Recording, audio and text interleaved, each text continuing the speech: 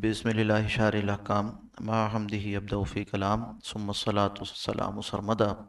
अला नबिय्यिन क़द अताना बिल हुदा व अला आलिहि व सहबिहिल किराम अला ममर्रिद दहरि वल आवाम अम्मा बअद फ़अऊज़ु बिल्लाहि मिनश शैतानिर रजीम बिस्मिल्लाहिर रहमानिर रहीम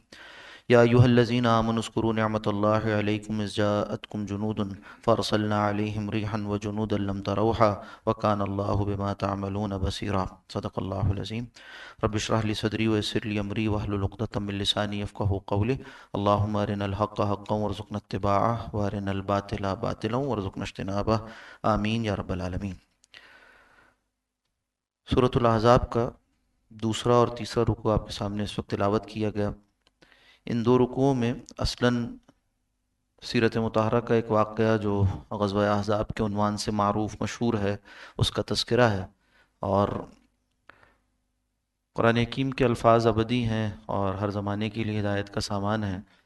हमारे ख़ित्ते में भी जो कुछ पिछले 20 सालों में बीता और गुज़रा उसका तज़किरा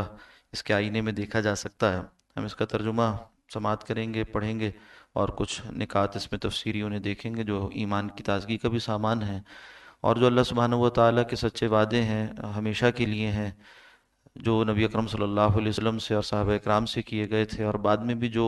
उस नहज पर और उस तरीक़ पर चलने वाले हैं और अल्लाह के सच्चे वादों पर एतमाद कर कर गैब पर ईमान लाकर आगे बढ़ने वाले हैं, उनके हक़ में वो वादे सच्चे होते हैं।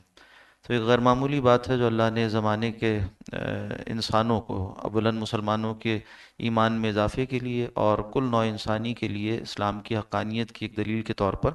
ऐसे वाक़यात दिखा दिए जो अब मोहताज बयान नहीं हैं। जो कहा जाता है कि आया राचे बयां, जो चीज़ इतनी वाज़े हो कि उसे बयान करने की हाजत न रह जाए, और वो सारे उज़रात, वो सारी बातें, वो सारे ख़यालात और वो सारे एतराज़ात और वो तावीलात और वो सारे बहाने जो कमज़ोर दिल मुसलमान, कमज़ोर ईमान मुसलमान करते रहे,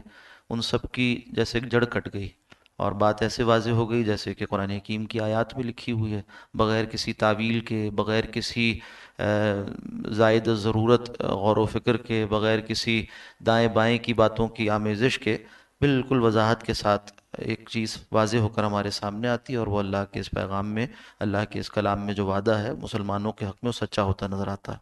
आप जानते हैं कि जब मुशरिकीन मक्का और यहूद इस बात से आजिज़ आ गए कि अकेले मुकाबला करें नबी अकरम सल्लल्लाहु अलैहि वसल्लम का और सहाबा इकराम का, तो उन्होंने एक मंसूबा बनाया और एक यहूदी और उसके साथ उसके हम नवा वो मिलकर गए और अरब के जितने भी बड़े कबाइल थे, मजबूत कबाइल थे, उनसे रब्ता किया, मुशरिकीन मक्का को भी उकसाया और बनु गतफ़ान को भी लेकर आए, और इसी तरह से जो मुसलमानों के हलीफ कबाइल थे मदीना मुनव्वरा के करीब जैसे बनु कुरैज़ा, उनको भी बदअहदी पर आमादा कर लिया और कोशिश की इस बात की कि सारे लश्कर जमा हो जाएं। इसीलिए सूरत का नाम अहज़ाब है, यानी एक हिज़्ब नहीं है, कई लश्कर हैं, कई जमातें हैं जो जमा होकर मदीने की बस्ती पर हमलावर हुई। नबी अकरम सल्लल्लाहु अलैहि वसल्लम ने हज़रत सलमान फ़ारसी रज़ी अल्लाह तआला अन्हु के मशवरे से फ़ैसला फरमाया कि हम खंदक खोद कर मदीना मुनव्वरा का दिफ़ा करेंगे। सहाबा इकराम ने आपका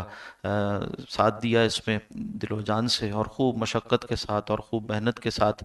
ये जिहाद का मरहला सर किया गया, जिसमें कि फिर अल्लाह ने फ़तह अता फ़रमाई। जब अहले ईमान डट जाते हैं तो अल्लाह की फ़तह, अल्लाह की नुसरत और उनकी मदद शामिल हाल होती है, और फिर वो गैबी इमदाद के ज़रिए से फ़तह याब होते हैं। ये पूरा वाक़या इन दो रुकुओं में है जो हमारे यहाँ की भी 20 सालों की रुदात को बयान कर रहा है। इरशाद बारी ताला है, या अय्युहल्लज़ीना आमनू, ए लोगों जो ईमान लाए हो, उज़्कुरू निअमतल्लाहि अलैकुम, याद करो अल्लाह के एहसान को जो उसने तुम पर किया। इज़ जाअतकुम जुनूदुन, अब ये जो लश्कर चढ़ाए थे उस वक्त जो अल्लाह की मदद आई है उसको इनाम से ताबीर किया जा रहा है। जब तुम्हारे ऊपर फ़ौजें चढ़ाई थीं, फ़अरसलना अलैहिम रिहन, तो हमने हवा भेज दी, एक ज़ोरदार आंधी के ज़रिए से मदद की गई। अबू सुफियान उस वक्त तक ईमान नहीं लाए थे और लश्कर कुरैश की और कुफार की क़यादत कर रहे थे, तो देखा कि रातों रात वो तेज़ हवाओं के ज़रिए से, और सख्त सर्दी का मौसम था, सारी हांडियाँ उलट गईं और जानवर रस्सियाँ तोड़ाकर भागने लगे, खेमे उनके तितर बितर हो गए, और वहाँ पर उन्होंने फ़ैसला किया और वापस लौट गए, मकसद लौट गए, बग़ैर अपने मकसद को हासिल किए हुए कुफार लौट गए। फ़अरसलना अलैहिम रिहन, हमने कुफार पर तेज़ आंधी भेज दी थी, व जुनूदन लम तरौहा, और ऐसे लश्कर भेजे थे जो तुमने नहीं देखे। साहबा का बयान है कि हमने फ़रिश्तों को देखा जो आकर भगा रहे थे कुफार को, اس میں مفسرین کا اختلاف ہے، کیا اس موقع پر فرشتوں نے بھی جنگ میں حصہ لیا تھا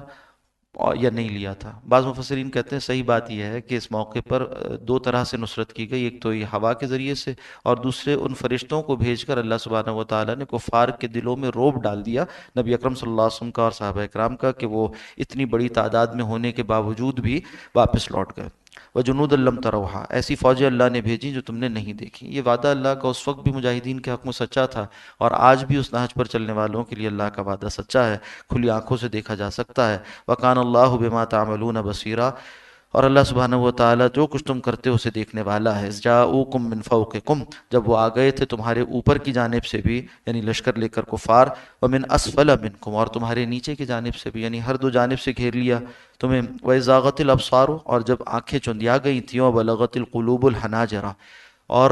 دل منہ کو آتے تھے، جیسے اردو محاورے میں ہم کہتے ہیں کہ کلیجہ منہ کو آتا تھا، ایسے دل جو ہیں وہ گلوں کو آتے تھے، یعنی اس قدر کیفیت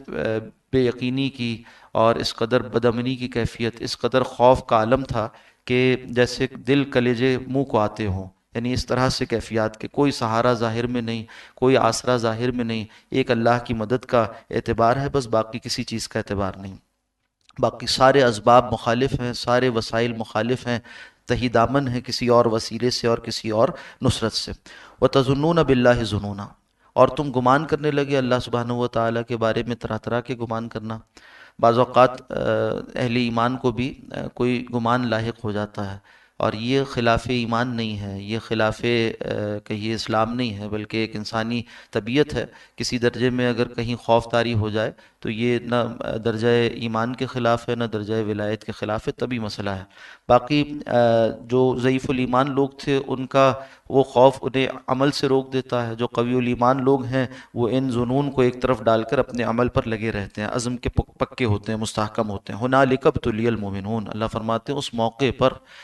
آزما لیا گیا، آزمائش کر لی گئی، امتحان کر لیا گیا اہل ایمان کا، امتحان لے لیا گیا اہل ایمان کا۔ اور کیسا امتحان تھا؟ وَزُلْزِلُوا زِلْزَالًا شَدِيدًا، اور وہ ہلا دیے گئے، زوردار ہلایا جانا۔ وَإِذْ يَقُولُ الْمُنَافِقُونَ، اب یہاں یہ کردار دکھایا جا رہا ہے کہ جو منافق لوگ ہیں وہ کس طرح کی باتیں کرتے ہیں، اور جو پکے ایمان والے ہیں، ایمان والوں کا وصف کیا ہوتا ہے۔ اور ہم اپنے ارد گرد بھی اخباری سرخیوں میں بھی اور اسی طرح سے لوگوں کے بیانات میں بھی یہ سارے اقوال دیکھ سکتے ہیں۔ یہ کردار آج بھی آپ کو زندہ نظر آئیں گے، اس وقت بھی نظر آ رہے تھے اور آج بھی نظر آ رہے ہیں۔ کہا کہ والذین فی قلوبہم مرض، اذ یقول المنافقون، کہہ رہے تھے وہ لوگ جو منافق ہیں، والذین فی قلوبہم مرض، یہ کون لوگ تھے؟ جن کے دلوں میں روگ تھا، نفاق کا مرض تھا، دنیا کی محبت اس قدر غالب آ گئی کہ وہ اللہ کے وعدے کو بھی پہچان نہ پائے، اور اس کے بارے میں بھی گمان کا شکار ہو گئے، غلط گمان کا شکار ہو گئے۔ ما وعدنا اللہ ورسولہ الا غرورا، کہنے لگے کہ جو کچھ وعدہ کیا تھا ہم سے اللہ اور اس کے رسول نے وہ تو دھوکا تھا، اس میں سچائی نہیں تھی، نعوذ باللہ۔ وَإِذْ قَالَتْ طَائِفَةٌ مِّنْهُمْ، یعنی یہ کیفیت کیا ہے کہ انسان سامنے کی قوت کو دیکھ کر، اسباب کو دیکھ کر اللہ کی نصرت کو چھوٹا جاننے لگے اور کفار کی قوت کو بڑا جاننے لگے۔ یہ کیفیات طاری ہو گئی تھی، کہنے لگے کہ ہم سے تو جو وعدہ کیا گیا وہ جھوٹا ثابت ہوا۔ ایک اور بات جو مفسرین نے لکھی وہ یہ کہ اہل ایمان اصل میں اللہ کا وعدہ سمجھتے تھے آزمائش کو، اور منافقین سمجھ رہے تھے کہ اللہ کا وعدہ صرف نصرت کا ہے۔ دو وعدے ہیں اللہ کے، ایک وعدہ ہے کہ آزمائش آئے گی، اور پھر اس کے بعد جب آزمائش میں تم ثابت قدم رہو گے تو دوسرا وعدہ پورا ہوگا، وہ ہے نصرت کا۔ تو منافقین آزمائش کو سمجھنے لگے کہ نصرت کا وعدہ جھوٹا ہو گیا، آزمائش کے آنے پر نصرت کو جھٹلانے لگ گئے، جبکہ اہل ایمان کہہ رہے تھے کہ پہلا وعدہ تو نصرت آزمائش ہی کا تھا اور وہ سچ ہو گیا۔ دیکھو اب دوسری اگر ہم مستقیم رہے، استقامت کے حامل رہے تو دوسرا وعدہ بھی اللہ کا پورا ہو جائے گا۔ وَإِذْ قَالَتْ طَائِفَةٌ مِّنْهُمْ، تمہیں میں سے ایک جماعت کہنے لگی، یا اہل یثرب، اے یثرب مدینے کے رہنے والوں، لا مقام لکم، تمہارے لیے کوئی ٹھہرنے کا مقام نہیں۔ کیا لوگ نہیں کہہ رہے تھے کہ امریکہ کی قوت کے بالمقابل کیسے ٹھہریں گے؟ یہ تو بس ایک دن کی یا ایک صبح کی یا ایک شام کی بات ہے بس، اور سارا معاملہ صاف ہو جائے گا۔ اور کیا آس پاس کے مسلمان ہی یہ باتیں نہیں کر رہے تھے؟ تو وہاں بھی کچھ لوگ تھے کہنے لگے کہ یا اہل یثرب لا مقام لکم، تمہارے لیے تو کوئی مقابلہ نہیں ہے، ٹھہرنے کا مقام نہیں ہے، فرجعوا، لوٹ جاؤ، ویستأذن فریق منہم النبی، اور ان میں سے ایک فریق وہ اذن لے رہا تھا، اجازت چاہ رہا تھا نبی اکرم صلی اللہ علیہ وسلم سے، یہ کہہ رہے تھے کہ ہمیں اجازت دیجیے کہ ہم واپس چلے جائیں۔ یقولون، وہ کہتے تھے، ان بیوتنا عورہ، کہ ہمارے گھر تو کھلے پڑے ہیں، یعنی اپنی معاش کا اور اپنے گھر بار کا خیال ان کو دامنگیر ہوا. جس موقع پر ڈٹنا تھا میدان میں، اس موقع پر وہ بہانے کر کر اور اپنی بزدلی کا اظہار کر کر جانا چاہتے تھے اور رخصت لینا چاہتے تھے. وما ہی بعورہ، اللہ فرماتے ہیں کہ حقیقت کے اعتبار سے وہ کھلے پڑے نہیں تھے، بلکہ ان کی مالی حیثیت مستحکم تھی. جو قربانیاں دینے والے تھے وہ اور زیادہ مفلوق الحال تھے، اور جو اس طرح کی باتیں کر رہے تھے اپنے معاشی مفاد کے لیے انہوں نے عالم کفر کا ساتھ دیا اور اس وقت لشکروں کا ساتھ دینے پر آمادہ ہوئے، یا یہ کہ کم از کم میدان سے پیچھے چلے گئے، وہ تو زیادہ مستحکم تھے معاشی اعتبار سے اور حفاظت کے اعتبار سے، قلعوں میں رہ رہے تھے. اور اس کے علاوہ آج آپ اس کو قیاس کر لیجئے، وما ہی بعورہ، وہ کھلے ہوئے نہیں تھے. ان یریدون الا فرارا، وہ اس بات سے چاہتے یہ تھے کہ کوئی فرار کی راہ اختیار کرے، وہ تو ان کی غرض تو صرف بھاگنا تھا. وَلَوْ دُخِلَتْ عَلَيْهِمْ مِنْ أَقْطَارِهَا، اگر یہ کفار آ جائے ان کے شہر پر اطراف سے، اس کے کناروں سے، ثُمَّ سُئِلُوا الْفِتْنَةَ، پھر ان سے مطالبہ کرنے لگیں، یعنی منافقین سے مطالبہ کرنے لگیں کفار کہ ہمارے ساتھ شامل ہو جاؤ، لَأَتَوْهَا، تو یہ ان کا مطالبہ مان لیں گے. وَمَا تَلَبَّثُوا بِهَا إِلَّا يَسِيرًا، اور اس میں ہرگز دیر نہیں کریں گے. مسئلہ کیا ہے کہ یہ جہاں نقد کا سودا ہوتا ہے وہاں تیار ہوتے ہیں، اور جہاں ادھار کا سودا ہوتا ہے وہاں پیچھے ہٹ جاتے ہیں. تو چونکہ کفار لاؤ لشکر کے ساتھ، اسباب کے ساتھ، ٹیکنالوجی کے ساتھ اور ہتھیار کے ساتھ، سامان ضرب و حرب کے ساتھ آتے ہیں، تو یہ کہتے ہیں کہ ہاں اس میں تو کامیابی ہوگی، ان کے تو ساتھ ہونے کو تیار ہو جاتے ہیں. اس کے بالمقابل جو مفلوق الحال مسلمان ہیں، بے یار و مددگار مسلمان ہیں، جن کے پاس سامان نہیں ہے، ان کے اندر جو ایمانی قوت ہے اور ان کے ساتھ جو اللہ کی نصرت ہے، اس کو یہ نہیں دیکھتے.